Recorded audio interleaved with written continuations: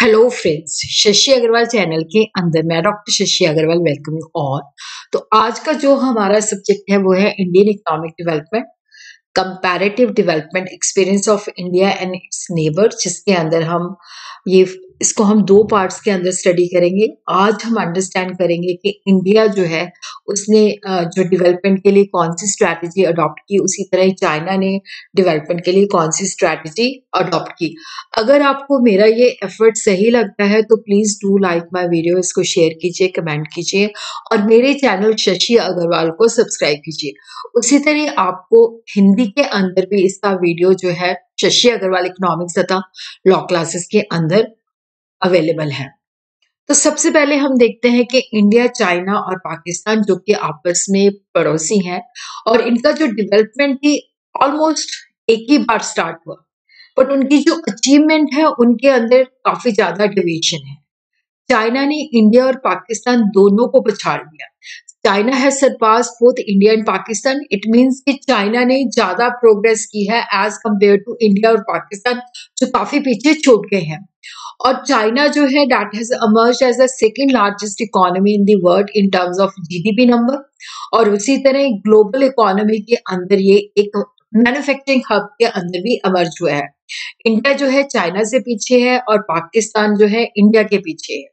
तो जब हमने कंपैरिजन किया है तो इन तीन चीजों के ऊपर फोकस किया है: demographic indicators, GDP and sectoral changes, human development index indicators. तो जो path of development India, China और पाकिस्तान को हम देखते हैं कि इंडिया को जो फ्रीडम है, जो इंडिपेंडेंट है 1947 में मिला, उसी तरह पाकिस्तान, क्योंकि पहले इंडिया का ही पार्ट था, तो इसको भी जो फ्रीडम है, जो सेग्रीगेशन है वो 1947 में हुई है। और चाइना को 89 के अंदर, और इसको पीपल्स रिपब्लिक ऑफ चाइना कहा जाता था। इकोनॉमिक डेवलपमेंट इंडिया के अंदर ये 1951 में स्टार्ट हुई है, चाइना के अंदर ये 1953 के अंदर, पाकिस्तान के अंदर 1956 के अंदर। और तीनों ही देशों ने जो डेवलपमेंट के लिए पब्लिक सेक्टर के ऊपर ज्यादा रिलाय किया है। Strategy of development India, China and Pakistan. India and Pakistan ये दोनों देश आजाद हुए ब्रिटिश से 1947 के अंदर, और People's Republic of China was established in 1949। तो चाइना को जो फ्रीडम मिली है दैट इज 1949 के अंदर। और इन तीनों जो पड़ोसी देश है इनका जो कॉमन स्टार्ट था, और दोनों ने जो there were two critical common element, जब उन्होंने तीनों ने जो नेबरिंग कंट्रीज थी इंडिया, पाकिस्तान एंड चाइना ने डेवलपमेंट की स्ट्रैटेजी अडॉप्ट की, तो इनके अंदर कुछ टू मतलब क्रिटिकल कॉमन एलिमेंट थे। तो all three country adopted the economic development as the co development strategy, कि इन्होंने इकोनॉमिक डेवलपमेंट, आर्थिक विकास जो था वो इनका मेन फोकस किया। इंडिया ने अपनी डेवलपमेंट प्लानिंग जो थी 1951 के अंदर की, चाइना ने 1953 के अंदर और पाकिस्तान ने 1956 के अंदर। ऑल द थ्री कंट्री जो था वो पब्लिक सेक्टर के ऊपर ज्यादा उन्होंने फोकस किया। अब हम देखते हैं कि व्हाट इज द पाथ, और we could say what is the strategy of the development of India. तो पहले हम इंडिया की जो डेवलपमेंट स्ट्रैटेजी है उसको अंडरस्टैंड करेंगे। इंडिया ने इंडिपेंडेंस के बाद मिक्स्ड इकोनॉमी, देखो जो मिक्स्ड, क्योंकि इकोनॉमी जो होती है कैपिटलिज्म होती है, जिसके अंदर सब कुछ मार्केट फोर्सेस द्वारा डिटरमिन होता है, गवर्नमेंट इंटरवेन कम करती है। सोशलिज्म जिसके अंदर सब कुछ गवर्नमेंट के हाथ में होता है। लेकिन इंडिया ने अडॉप्ट किया मिक्स्ड इकोनॉमी, और जिसके अंदर क्या था कि जो हमारे देश के प्लानर्स थे, पॉलिटिशियंस थे, वो चाहते थे सोशलिज्म एंड कैपिटलिज्म के दोनों के मेरिट इसमें होने चाहिए, लेकिन वो चाहते थे कि जो इसके डीमेरिट्स है वो इसमें नहीं होनी चाहिए। और मिक्स्ड इकोनॉमी का जब अडॉप्ट किया तो पब्लिक सेक्टर को इम्पोर्टेंट रोल प्ले करने के लिए दिया, प्राइवेट सेक्टर को जो रोल दिया गया था दैट वाज सेकेंडरी और सप्लीमेंट्री रोल, कि जो ग्रोथ और डेवलपमेंट का प्रोसेस था उसके अंदर पब्लिक सेक्टर को ज्यादा सिग्निफिकेंट जो रोल था वो प्रोवाइड किया गया। तो हम देखते हैं कि जो स्ट्रैटेजी अडॉप्ट की गई तो उसके अंदर जो कोर एलिमेंट्स थे जिसके बेसिस पे इंडिया अपनी डेवलपमेंट चाहता था, तो 5 ईयर प्लान्स, कि अगर हमने अपनी इकोनॉमी को डेवलप करना है, क्योंकि जब हमारा देश आजाद हुआ तो उस वक्त हमारी जो इकोनॉमी थी that was in bad shape, तो 5 ईयर प्लान जो थे कोर एलिमेंट थे जिनके बेसिस पे सोचा गया कि हमने अपने इकोनॉमी को डेवलप करना है। 5 year plan worked as the core element of the path of the growth और पब्लिक सेक्टर अंडरटेकिंग, जो गवर्नमेंट जो है पब्लिक सेक्टर खोलेगी और जिसके बेसिस पे इकोनॉमी का ग्रोथ शुरू होगा। तो public sector undertaking worked as the engine of the growth, तो पब्लिक सेक्टर के ऊपर ज्यादा रिलाई किया गया। और उसी तरह जो हमारे 5 ईयर प्लान्स था उसका जो ऑब्जेक्टिव था दैट वाज सोशलिस्टिक पैटर्न और वी कुड से एग्लिटेरियन सोसाइटी। एग्लिटेरियन सोसाइटी होता है कि जिसके अंदर सबको इक्वल माना जाता है, चाहे वो किसी भी जेंडर का है, चाहे वो किसी भी रेस का है, चाहे वो किसी भी रिलीजन का है, चाहे वो एज का है। तो जो हमारे ओवरऑल ऑब्जेक्टिव थे कि हमने सोसाइटी जहाँ पे सबको इक्वल ट्रीट करना है। और यहाँ पे हर एक जो प्लान्स थे उसके अंदर जो ऑब्जेक्टिव थे वो डिफाइन किए गए depending upon the need and means of the country from the time to time, कि नीड क्या है, मीन्स क्या है, रिसोर्सेज क्या है। और यहाँ पे हम देखते हैं कि जब इंडिया ने अपने आप को डेवलप करना शुरू किया तो inward looking strategy of growth adopt की गई। इसका मतलब था कि एक ऐसी पॉलिसी जिसके अंदर जो डोमेस्टिक इंडस्ट्री है उसको प्रोटेक्ट किया जाता है और जिसके अंदर डोमेस्टिक प्रोडक्शन को इनकरेज किया जाता है और इंपोर्ट को जो है डिस्करेज किया जाता है। जो इंडियन इंडस्ट्री है उसकी ग्रोथ के लिए क्या था कि उसको प्रोटेक्ट किया गया था और जो बाहर से इंपोर्ट आती थी उसके ऊपर काफी हैवी टैक्सेशन लगा दिया। तो जिसके अंदर inward looking strategy of growth जो थी वो अडॉप्ट की गई थी।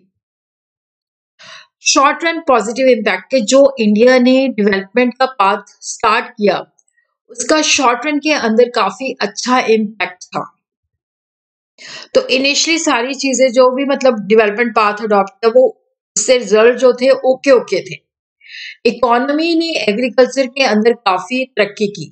Economy achieved a major breakthrough in the field of agriculture. तो ग्रीन रेवोल्यूशन आई तो जिससे एग्रीकल्चर प्रॉस्पेरिटी इंक्रीज हुई और उसी तरह इंडिया के अंदर हैवी इंडस्ट्री भी सेटअप की गई in the area of iron and steel, जिससे हमारी इकोनॉमी के अंदर स्ट्रक्चरल चेंजेस लाएगी।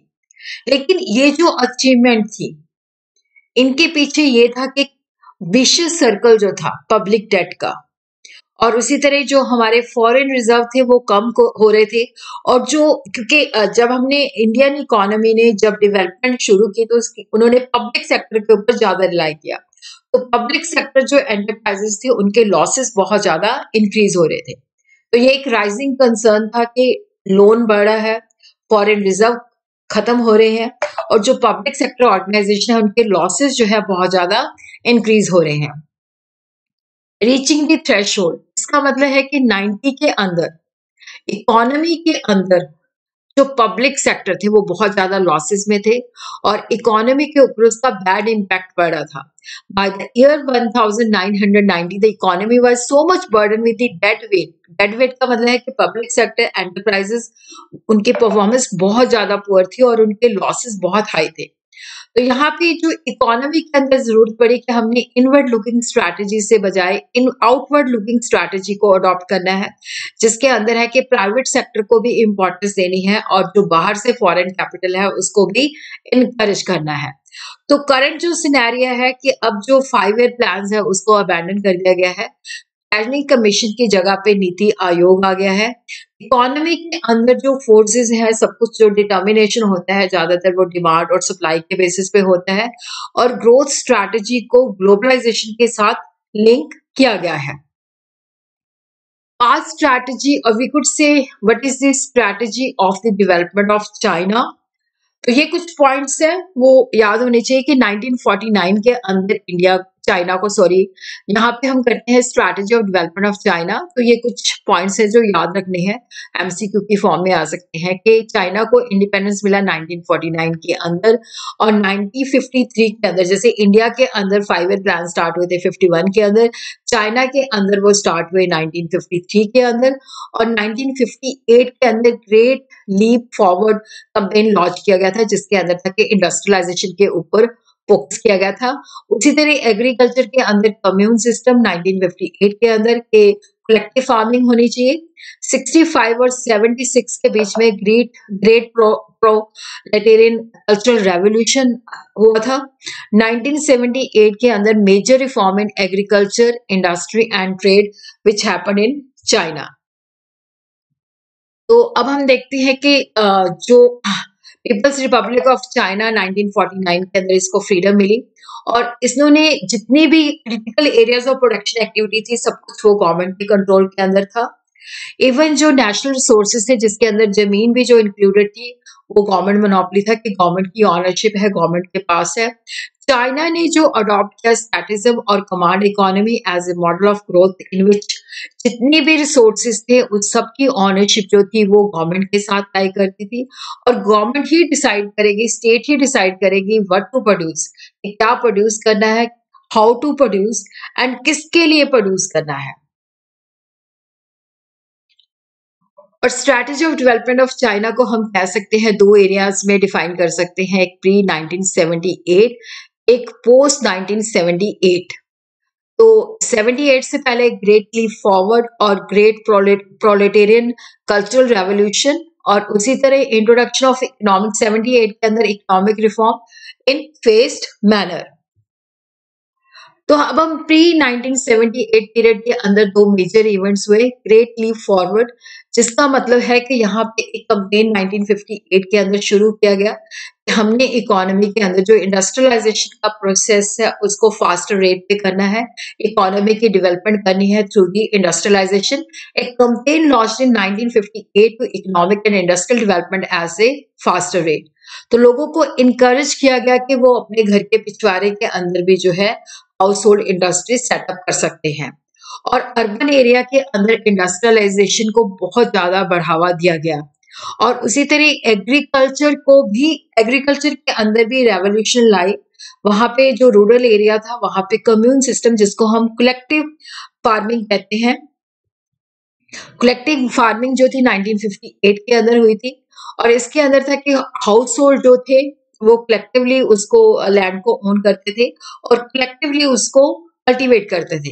हाउस होल्ड जो थी टीम्स के अंदर ऑर्गेनाइज किए गए और टीम्स जो बाद में क्या है कि उनको ब्रिजेस बनाती थी और ब्रिजेस कम्यून बन गए थे और जो किसान थे उन्होंने अपनी जो लैंड थी उसको पूल कर लिया था ताकि लार्जर फील्ड क्रिएट हो सके और जिसपे ज्यादा आउटपुट हो सके और कलेक्टिव फार्मिंग से वो ज्यादा बेनिफिट हो सके। नियरली 26,000 कम्यून जो थे वो पूरी पॉपुलेशन जो इंगेज्ड इन एग्रीकल्चर की कवर करती थी, मतलब 26,000 कम्यून थे जो कि पूरी पॉपुलेशन को कवर करते थे। इवन जो एक्सपर्ट बुलाए गए थे रशिया से जिन्होंने जो चाइना का इंडस्ट्रियलाइजेशन प्रोसेस था उसके अंदर काफी इंपॉर्टेंट रोल प्ले किया, लेकिन बाद में डिप्लोमेटिक कॉन्फ्लिक्ट की वजह से उनको विड्रॉ भी कर लिया गया था जिससे इंडस्ट्रियलाइजेशन प्रोसेस को काफी धक्का और रशिया के जो एक्सपर्ट थे उनको डिप्लोमेटिक कॉन्फ्लिक्ट की वजह से रशिया ने वापस बुला लिया था और जिसकी वजह से जो इंडस्ट्रियलाइजेशन प्रोसेस था वो काफी स्लो हो गया था और उसी तरह ही चाइना के अंदर जो है काफी सीवियर ड्राउट के कारण जो है एग्रीकल्चर की जो प्रोग्रेस थी उसको भी काफी धीमा कर दिया था। उसी तरह हम देखते हैं कि यहाँ पे प्री 78 के अंदर ग्रेट प्रोलेटेरियन कल्चरल रेवोल्यूशन भी स्टार्ट हुई और जिसके अंदर क्या था कि यहाँ पे ये मायो जेडॉक के द्वारा 1965 से स्टार्ट हुई थी और जो कंटिन्यू टिल 1976 और इसके अंदर क्या था कि जो स्टूडेंट्स थे, प्रोफेशनल्स थे, उनको बाहर भेजा जाता था ताकि वो प्रोफेशनल एक्सपीरियंस जो है प्राप्त कर सके।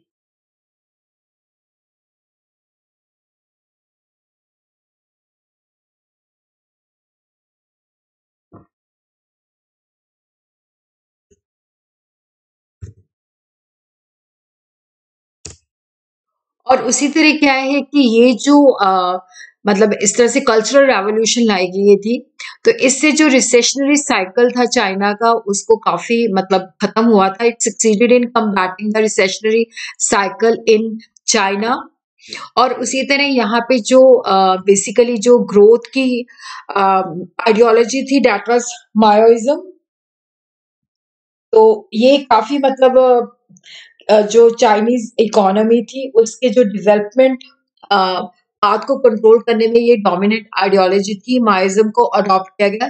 बाकी जो है हम अगली वीडियो के अंदर करेंगे।